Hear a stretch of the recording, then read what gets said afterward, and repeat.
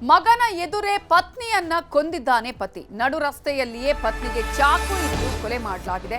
ಬೆಂಗಳೂರಿನ ಹೆಬ್ಬಗೋಡಿಯಲ್ಲಿ ಈ ಒಂದು ಘಟನೆ ನಡೆದಿದೆ.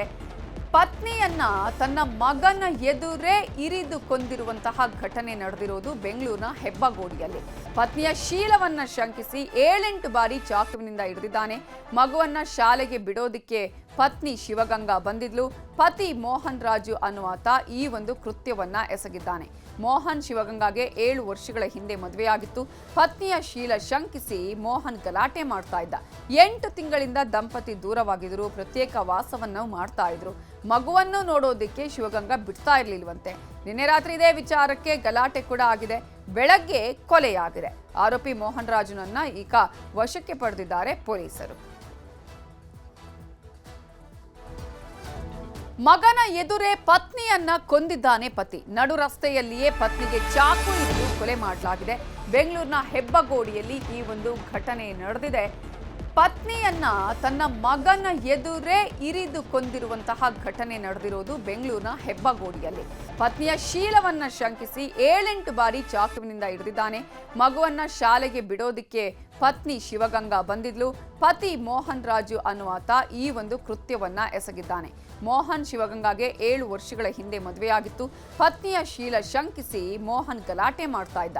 8 ತಿಂಗಳಿಂದ ದಂಪತಿ ದೂರವಾಗಿದ್ರು, ಪ್ರತ್ಯೇಕ ವಾಸವನ್ನು ಮಾಡ್ತಾ ಇದ್ರು. ಮಗುವನ್ನು ನೋಡೋದಿಕ್ಕೆ ಶಿವಗಂಗಾ ಬಿಡ್ತಾ ಇರ್ಲಿಲ್ವಂತೆ. ನಿನ್ನೆ ರಾತ್ರಿ ಇದೇ ವಿಚಾರಕ್ಕೆ ಗಲಾಟೆ ಕೂಡ ಆಗಿದೆ. ಬೆಳಗ್ಗೆ ಕೊಲೆಯಾಗಿದೆ.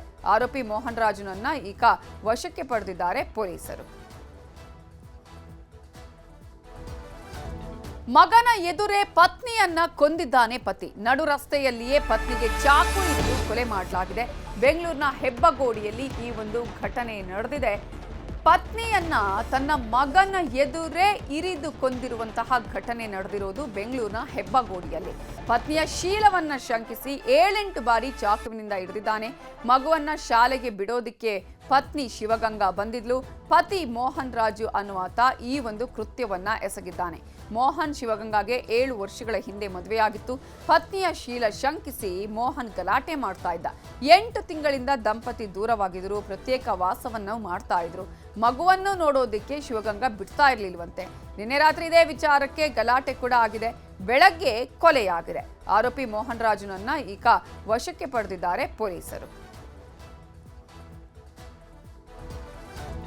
ಮಗನ ಎದುರೇ ಪತ್ನಿಯನ್ನ ಕೊಂದಿದ್ದಾನೆ ಪತಿ. ನಡು ರಸ್ತೆಯಲ್ಲಿಯೇ ಪತ್ನಿಗೆ ಚಾಕು ಇಟ್ಟು ಕೊಲೆ ಮಾಡಲಾಗಿದೆ. ಬೆಂಗಳೂರಿನ ಹೆಬ್ಬಗೋಡಿಯಲ್ಲಿ ಈ ಒಂದು ಘಟನೆ ನಡೆದಿದೆ. ಪತ್ನಿಯನ್ನ ತನ್ನ ಮಗನ ಎದುರೇ ಇರಿದು ಕೊಂದಿರುವಂತಹ ಘಟನೆ ನಡೆದಿರೋದು ಬೆಂಗಳೂರಿನ ಹೆಬ್ಬಗೋಡಿಯಲ್ಲಿ. ಪತ್ನಿಯ ಶೀಲವನ್ನ ಶಂಕಿಸಿ 7-8 ಬಾರಿ ಚಾಕುವಿನಿಂದ ಹಿಡಿದಿದ್ದಾನೆ.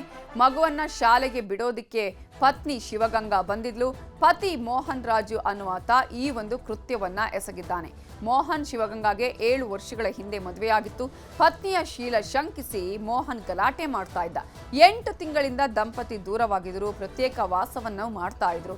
ಮಗುವನ್ನು ನೋಡೋದಿಕ್ಕೆ ಶಿವಗಂಗಾ ಬಿಡ್ತಾ ಇರ್ಲಿಲ್ವಂತೆ. ನಿನ್ನೆ ರಾತ್ರಿ ಇದೇ ವಿಚಾರಕ್ಕೆ ಗಲಾಟೆ ಕೂಡ ಆಗಿದೆ. ಬೆಳಗ್ಗೆ ಕೊಲೆಯಾಗಿದೆ. ಆರೋಪಿ ಮೋಹನ್ ರಾಜುನನ್ನ ಈಗ ವಶಕ್ಕೆ ಪಡೆದಿದ್ದಾರೆ ಪೊಲೀಸರು.